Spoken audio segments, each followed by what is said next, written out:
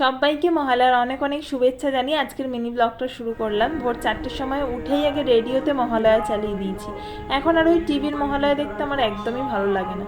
আর আমাদের এই বাঙালিদের কাছে মহালয়া তো একটা অন্য রকমের ইমোশন। মহালয়া এসে গেছে মানে চারিদিকে একটা পুজো পুজো আমেজ তৈরি হয়ে যায়। যাই হোক, 5:30টার দিকে জানলাটা খুলে দেখি বাইরে হালকা হালকা বৃষ্টি পড়ছে, তার সাথে একটু মেঘও ডাকছে।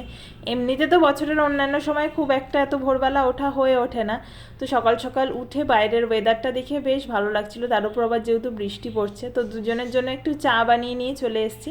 আগের দিন রাত্রিরেই বোন বলছিল যে ভোরবেলা উঠে একটু গঙ্গার ঘাটে যাবে, যেহেতু বৃষ্টি পড়ছিল ভেবেছিলাম যাওয়া হবে না। তো 6টা 6:30টার দিকে বৃষ্টিটা একটু কমতে দুজনে রেডি হয়ে চলে গেছি। আর তবে বেশিক্ষণ থাকতে পারিনি, কারণ আবার বৃষ্টি শুরু হয়ে গেছিলো।